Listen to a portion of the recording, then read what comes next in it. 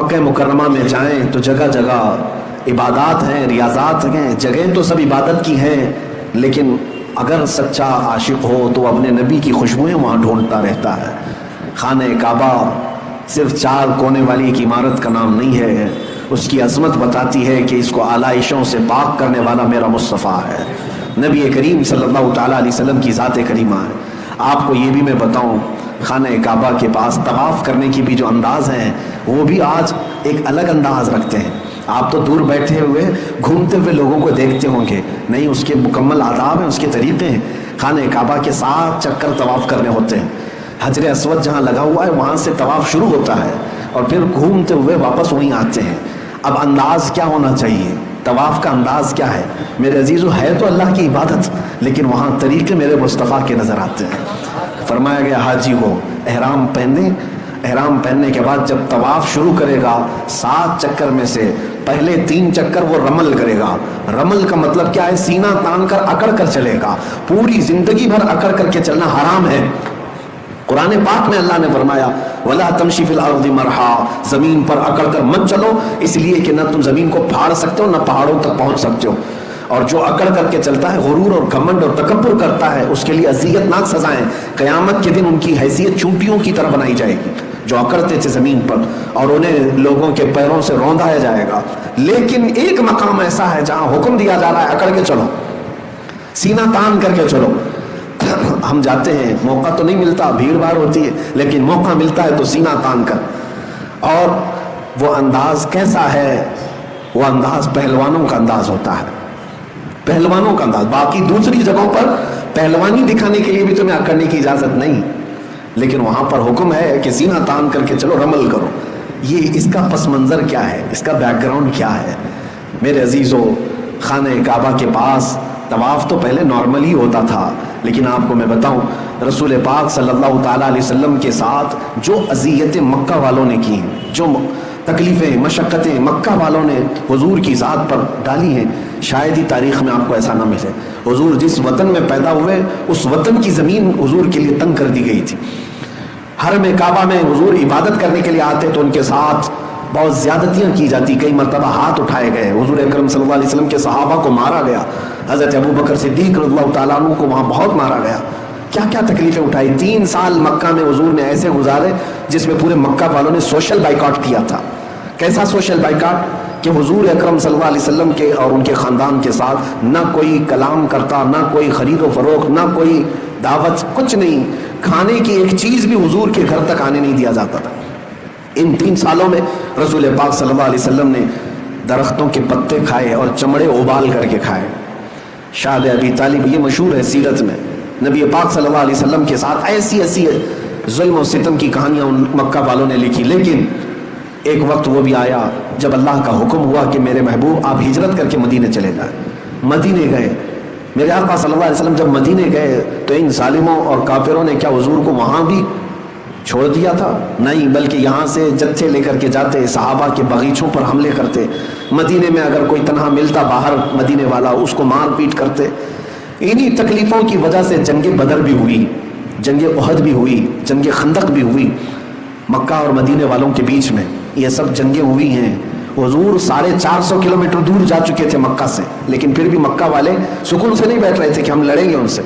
لیکن ایک بات یاد رکھنا، ظلم کی ڈور لمبی نہیں ہوتی، ظلم کی ڈور لمبی نہیں ہوتی، بہت جلدی اسے کھینچ لیا جاتا ہے۔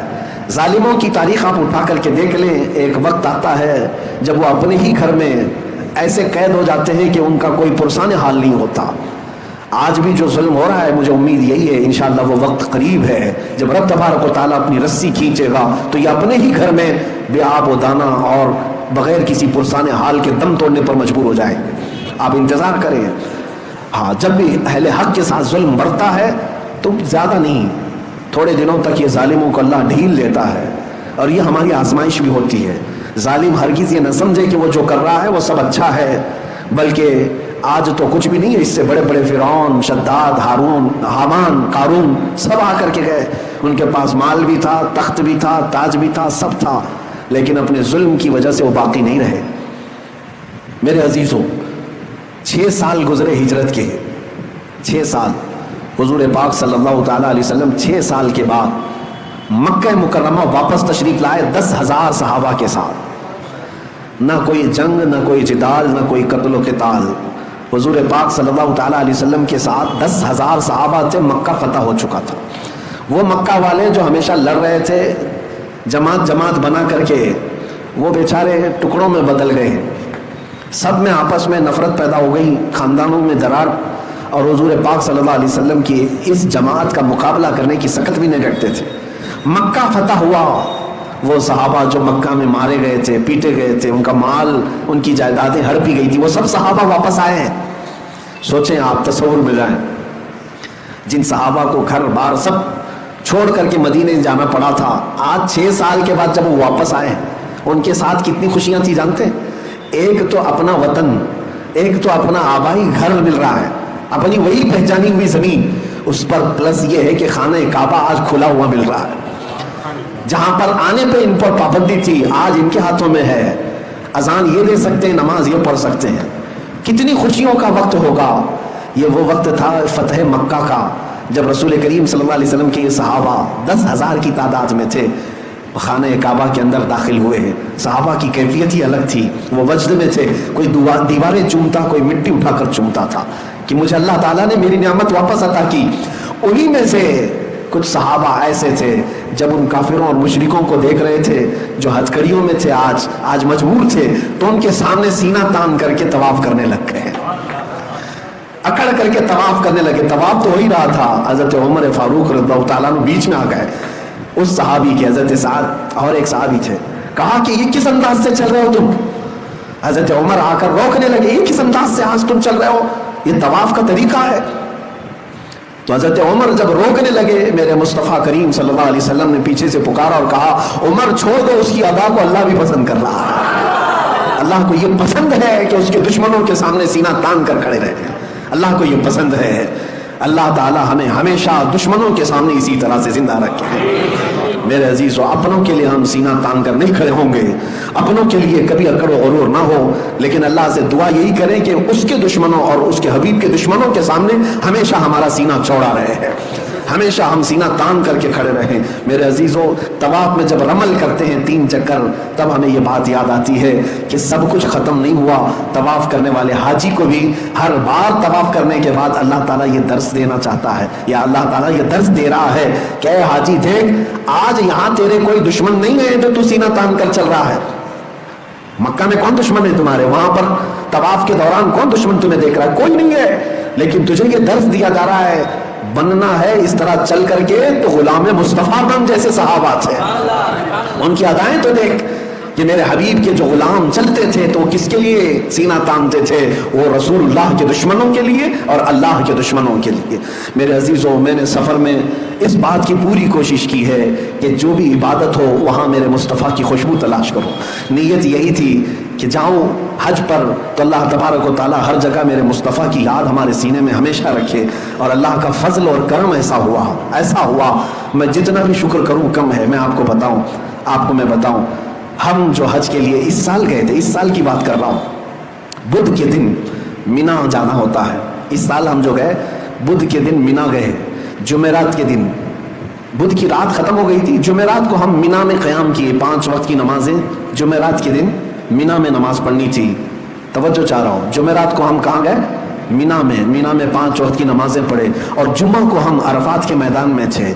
अरफात के मैदान में जुम्मा के दिन ज़ोहर और असर मिला करके पढ़ी जाती है, और फिर सूरज गुरूब होने के बाद जुम्मा की जो रात आती है, यानी सनीचर की रात, वो मुज़दलिफ़ा में क़याम किए। और उसके बाद सनीचर की जो सुबह थी, उस दिन कंकरियाँ मारने होता है बड़े शैतान को, एक ही शैतान को 7 कंकरियाँ सनीचर के दिन मारे, और उसके बाद सनीचर के दिन ही कुर्बानी किया। सनीचर के दिन ही हमने अपने बाल मुंडाए, और सनीचर के दिन ही खाने काबा का तवाफ़ किया।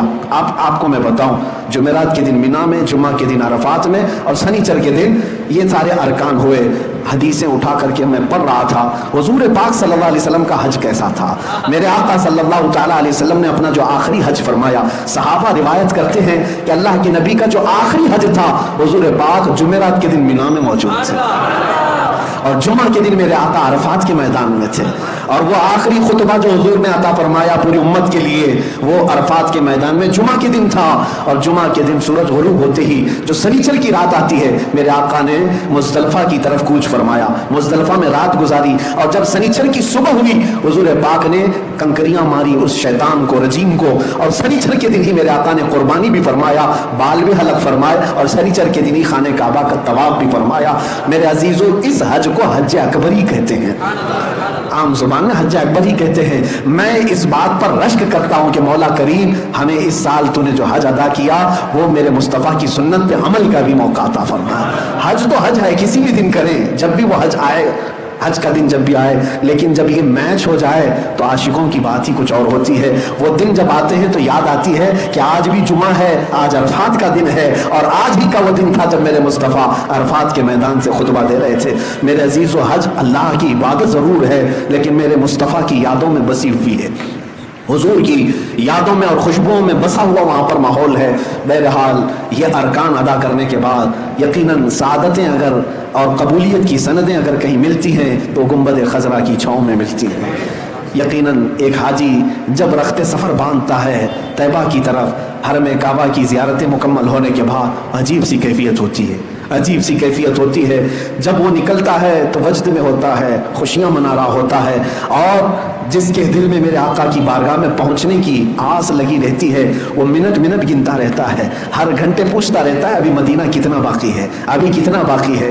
بسوں میں بیٹھے ہوئے حاجی کلومیٹر کے بورڈ کو دیکھتے رہتے ہیں، ابھی مدینہ 200 کلومیٹر باقی رہ گیا، 150 باقی رہ گیا، 100 باقی رہ گیا۔ کم از کم 6 گھنٹے یا 7 گھنٹے سفر کے بعد بسوں میں حاجی جب مدینے کی سرحدوں میں پہنچتے ہیں، اگر شام کا وقت ہوتا ہے تو بولنے کی ضرورت ہی نہیں ہوتی حاجیوں کو، بلکہ پورے مدینے کی طرف نظر کرتے ہیں تو صرف روشنی ہی روشنی ہوتی ہے، صرف لائٹ ہی لائٹ نظر آتی ہے۔ لیکن اس میں بھی میں نے محسوس کیا ہے کسی حاجی کو یہ بولنے کی ضرورت نہیں پیش آتی کہ حضور کی مسجد کدھر ہے، بلکہ ان ہزاروں لاکھوں لائٹوں میں بھی حاجی آسانی سے پہچان لیتا ہے میرے مصطفیٰ کی مسجد نبوی نظر آ رہی ہے۔ تقریباً وہ ابھی 10-12 کلومیٹر دور ہی ہوتا ہے، لیکن اسے مینار نظر آتے ہیں اور وہ پہچان لیتا ہے۔ میں نے کئی حاجیوں کو محسوس کیا ہے جو زندگی میں پہلی مرتبہ جا رہے ہیں، پہلی مرتبہ جا رہے ہیں، جنہوں نے کبھی مدینے کی وادیوں کو دیکھا نہیں، ان کو بھی آپ کچھ نہ بولیں، بس میں بیٹھے رہیں، تھوڑی ہی دیر کے بعد وہ وجد میں اچھلتا ہوا کہے گا مولانا وہ جو روشنی نظر آ رہی ہے کیا یہی مسجد نبوی نہیں ہے؟ ہم نے محسوس کیا کہ سچی غلامی ہو تو بڑی دور سے بھی نظر آتی ہے۔ میرے آقا کو پہچاننے کے لیے غلام، میرے عزیزو آج میں یہ کہہ رہا ہوں کہ مسجد نبوی کی لائٹنگ دیکھ کر کے جب دور سے غلام پہچان لیتا ہے تو میدان محشر میں وہ حقیقی چہرے کو دیکھ رہا ہوگا، اس چاند سے زیادہ چمکنے والے چہرے کو دیکھے گا تو کیا امتی نہیں پہچانے گا؟ عزیزان گرامی وقار، ہم اسی آس میں جیتے ہیں کہ وہ آقا تشریف لائیں گے اور اپنے جلوے جہاں آرا سے ہم سب کو مشرف کریں گے۔ مدینہ طیبہ کی حاضری یقیناً یہ ادب کی حاضری ہے۔ بارگاہ مصطفیٰ میں جب ہم حاضر ہوتے ہیں دو کیفیتیں ہوتی ہیں، ایک خوشی کی بھی اور ایک رقت کی بھی۔ خوشی کی کیفیت اس لیے کہ اب جہاں مجھے اپنی زندگی میں سب سے اخیر پہنچنا ہے وہاں میں پہنچ چکا ہوں، اس سے بڑی کوئی اور بارگاہ ہے؟ حضور اکرم صلی اللہ تعالیٰ علیہ وسلم کا مقام و مرتبہ اللہ کے بعد سب سے بڑا ہے، اور دنیا میں ہم اس جگہ پر جب پہنچ گئے ہیں تو خوشیوں کی انتہا نہیں ہوتی، لیکن ساتھ میں ایک رقت بھی تاری ہوتی ہے۔ کبھی ہم اپنی طرف بھی دیکھتے ہیں، کہاں یہ گندے قدم، کہاں یہ مقدس حرم، اور بڑھنے میں کبھی پیر بوجھل ہو جاتے ہیں، آنسو نکل آتے ہیں کہ کہیں میرے آقا صلی اللہ تعالیٰ علیہ وسلم کی نظر پڑے ہم پر تو نہ چہرہ دکھانے کے قابل ہے نہ جسم اس طرح قابل ہے۔ لیکن میرے عزیزو انہی کشمکش میں ایک محب رسول جب باب السلام میں داخل ہو ہی جاتا ہے، ہزاروں کی بھیڑ میں لگ ہی جاتا ہے، تو دل پر پھر یہ تسلی آتی ہے۔ کس بات کی تسلی آتی ہے؟ یہ سوچنے پر ہم مجبور ہوتے ہیں نہ کوئی عمل ہے سنانے کے قابل، نہ منہ ہے تمہارے دکھانے کے قابل، لگاتے ہیں اس کو بھی سینے سے آقا جو ہوتا نہیں منہ لگانے کے قابل۔ جب یہ بات یاد آتی ہے تو پھر حوصلہ ہو جاتا ہے کہ تجھ سے جو منہ چھپاؤں تو کروں کس کے سامنے یا رسول اللہ، آپ کے پاس نہ آؤں تو پھر کس کے پاس جاؤں؟ اس لیے کہ ہم نے بچپن سے یہی سنا ہے، بے ہنر و بے تمیز کس کو ہوئے ہیں عزیز، ایک تمہارے سوا تم پہ کروڑوں درود، گندے نکمے کمی مہنگے ہیں کوڑی کے تین، کون ہمیں پالتا تم پہ کروڑوں درود۔ نبی پاک صلی اللہ تعالیٰ علیہ وسلم کے دربار میں ہم حاضر ہوتے ہیں تو اسی آس کے ساتھ یاد رکھیں اعلیٰ حضرت کے اشعار بہت حوصلہ دیتے ہیں، بہت حوصلہ دیتے ہیں. کم از کم میں اپنے متعلق ضرور کہتا ہوں، بڑی حوصلہ مندی کی یہاں پر باتیں ملتی ہیں. پھر جب بارگاہ مصطفیٰ میں ہم پہنچتے ہیں، وہ جالیوں کا سنہرا موقع، اللہ اکبر. چاہتا تو ہر حاجی یہی ہے کہ گھنٹوں یہیں کھڑا رہ جاؤں، بلکہ ہماری تمنا تو یہی ہوتی ہے کہ ہم یہیں گڑے رہ جائیں اور روح ہماری نکل جائے. لیکن تقاضۂ فطرت یہ ہے، ایک میرا ہی رحمت میں دعویٰ نہیں، شاہ کی ساری امت پہ لاکھوں سلام. لاکھوں لوگ وہاں پر منتظر ہیں میرے آقا کی ایک دید کے، ایک طلب کے. ہم سلام کر کے صرف آگے بڑھ ہی جاتے ہیں اور اس تمنا سے جھالیوں کے سامنے سے گزرتے ہیں کہ ضروری نہیں کہ یہاں کھڑے ہو کر کے ہی سنائیں تو سنیں گے. میرے آقا کا مقام تو یہ ہے کہ دور و نزدیک کے سننے والے وہ کان لالے کرامت پہ لاکھوں سلام. دروازے سے باہر آ جاتے ہیں، لیکن ہمیشہ ایسا ہی لگتا ہے کہ حضور پاک صلی اللہ تعالیٰ علیہ وسلم کے دربار میں پھر آئے ہیں. اس بار کے سفر میں نے دیکھا عزیزان گرامی وقار، آپ کو میں ایک بات بتاؤں، مسجد نبوی کے باہر جو صحن ہے، جو ماربل لگے ہوئے ہیں، کچھ جگہ تو ایسے ماربل ہیں جو گرمی سے گرم نہیں ہوتے، ٹھنڈے ہی رہتے ہیں. خصوصی قسم کے کچھ ماربل خانہ کعبہ کے طواف کے دوران جو مطاف ہے وہاں پر بھی لگے اور حضور کے روضے کے آس پاس. لیکن جو بڑا صحن ہے جس میں چھتریاں ہیں، وہاں پر جو پتھر لگے ہیں وہ اتنی تیز گرم ہوتے ہیں، اتنی تیز کہ میں سمجھتا ہوں کہ اگر کسی ہانڈی میں چاول چڑھا دیں تو پک جائے گا. 50 ڈگری اس بار گرمی کی شدت تھی. میں نے جو محسوس کیا 49 ڈگری 50 ڈگری تک مدینے میں اس بار گرمی کی شدت پہنچی ہوئی تھی. آپ اندازہ کر سکتے ہیں 50 ڈگری کی شدت میں جب ان ماربل پر، پتھروں پر گرمی پڑتی ہوگی تو کیسی چلچلاتی ہوئی گرمی. میں عشاء کے وقت کی بات کر رہا ہوں. عشاء کے وقت چپل ہم دور نکال دیا کرتے، پیدل چل کر کے تھوڑی دور ہمیں جانا تھا. اتنی دیر میں ہی ہمارے تلووں کے اندر پل ہے. عجیب سی گرمی ایسی لگی کہ بعد میں دیکھا، محسوس کیا. میرے عزیزوں، میں یہ شکایت کے طور پر نہیں کہہ رہا ہوں، صرف یہ بتا رہا ہوں کہ پتھر کتنے گرم ہوتے ہیں رات کے وقت جب اتنے گرم تھے. اب میں حقیقی بات بتانا چاہتا ہوں. ظہر کے وقت میں نے دیکھا، جانے کی ہمت نہیں تھی، دور کھڑے تھے جنت البقیع کے پاس. ایک بندے کو ہم دیکھ رہے تھے ننگے پیر پیدل انہی پتھروں پر چلتا ہوا باب السلام کی طرف گیا. کسی اور کے چلنے کی ہمت بھی نہیں ہے بغیر چپل کے. گیا باب السلام میں، اندر داخل ہوا، سلامی پیش کیا. وہاں سے جلدی نکال دیتے ہیں پولیس والے، سلام کرو نکل جاؤ. نکل آیا. باہر آنا ایسا ہے کہ پیر رکھو تو چیخ نکل جائے گی تمہاری. لیکن انہی میں وہ آرام سے چلتا ہوا یہاں تک آیا. دوبارہ پھر باب السلام گیا، چلتے ہوئے واپس گیا، پھر داخل ہوا، سلام کیا. تھوڑی دیر کے بعد دیکھے پھر باہر نکل آیا، پھر اسی گرم گرم پتھروں پر پھر چلتے ہوئے باب السلام کی طرف گیا. کافی دیر تک دیکھتا رہا. نہ جانے وہ کب تک اس طرح ادھر سے جاتا تھا، سلام کر کے پھر آتا تھا، پھر انہی پتھروں پر. میں نے محسوس کیا کہ اگر 2 منٹ کوئی اس پتھر پر چلے تو اس کے نیچے، پیروں کے نیچے جل جائے گا، آبلے پڑ جائیں گے. لیکن گھنٹوں وہ بندہ چلتا رہا صرف حضور کو سلام پیش کرنے کے لیے. سچ مانو میرے عزیزوں، آنکھیں بھیگ گئیں، جسم پہ کپ کپی طاری ہو گئی. میں نے یاد کیا، یا رسول اللہ، یہ صرف اور صرف تمہاری محبت کی تاثیر ہے. آج ہمیں احساس ہو گیا کہ بلال حبشی گرم سل کو کیسے برداشت کرتے تھے. اگر میرے مصطفیٰ سامنے ہو تو پھر آگ بھی ٹھنڈی نظر آنے لگتی ہے، پتھروں کی گرمی بھی نرم اور ٹھنڈی محسوس ہونے لگتی ہے. ان عاشقوں کو ہم نے دیکھا، ان گرم پتھروں پر وہ چل کر بار بار سلام کے لیے جا رہے ہیں. یقیناً تلووں میں آبلے پڑے ہوں گے، زخم آئے ہوں گے، لیکن اگر اس سے پکڑ کر پوچھتے تو شاید وہ یہی بتاتا کہ میرے تلووں کی کیا حیثیت اس حسین گنبد کے سامنے، میرے پیروں کی کیا حیثیت اس عظیم بارگاہ کے سامنے. عزیزان گرامی وقار، نبی اکرم صلی اللہ تعالیٰ علیہ وسلم کے دربار میں حاضری دیتے ہوئے آج بھی ہزاروں عاشقوں کو دیکھا جن کی کیفیت عجیب ہوتی ہے. ہم یہ نہیں جانتے کہ وہاں کون کس حالت میں آتا ہے، کون کس حالت میں آتا ہے. ایک بڑے بزرگ لاہور کے رہنے والے ہیں، ان کے مرید حج پہ جا رہے تھے تو انہوں نے اپنے پیر و مرشد سے اجازت لی. مرشد گرامی نے کہا کہ بیٹا حج پر جانا، پھر مدینے جب جانا تو خیال رکھنا کہ ہر چیز کا ادب کرنا، چاہے وہاں کے جانور بھی کیوں نہ ہو، جانوروں کا بھی ادب ملحوظ رکھنا. وہ مرید، سچا مرید، حج سے فراغت کے بعد مدینے حاضری کے لیے گیا. مدینہ طیبہ، یہ اس زمانے کی بات، آج سے 700-800 سال پہلے. مدینہ طیبہ کی حاضری کے بعد چھوٹی چھوٹی گلیاں تھی، رات کا وقت تھا، نکل رہا تھا، ایک کتا سویا ہوا تھا، اس کتے پر پیر پڑ گیا اس مرید کا. اچانک پیر پڑا، جان بوجھ کر کے نہیں. کتا چیختا چلاتا ہوا اپنا بچاتا ہوا نکل گیا. لیکن اس مرید کو اندازہ ہوا کہ کتا زخمی ہوا، مجھ سے غلطی ہو گئی، میرے مرشد نے کہا تھا لیکن انجانے میں ہوا. خیر، حج سے فراغت کے بعد بارگاہ مصطفیٰ کی حاضری کے بعد جب وطن لوٹا، کئی تحفے تحائف لے کر اپنے مرشد کی بارگاہ میں جب آیا تو لوگوں نے کہا کہ حضرت ملنا نہیں چاہتے. تو اس نے اصرار کیا کہ حضرت سے مجھے ملنا ہی ہے. لوگوں نے کہا بیمار ہے. پھر اس نے اصرار کیا، کہو حضرت سے کہ مدینے سے آ رہا ہوں. لوگوں نے جب اطلاع دی تو مرشد گرامی نے اجازت دی. جب وہ حاضری کے لیے اپنے مرشد کے پاس آیا تو زخمی حالت میں دیکھا، ہاتھ پر پٹی بندھی ہوئی. پوچھا حضور کیا ہوا آپ کو؟ مرشد گرامی کی آنکھوں میں آنسو آئے. کہا مدینے میں تو نے جس کتے پر پیر رکھا تھا میں ہی تو تھا. تجھے یہ اندازہ نہیں کہ وقت کے بڑے بڑے لوگ وہاں پر اپنے آپ کو ان حیثیتوں میں پیش کرتے ہیں.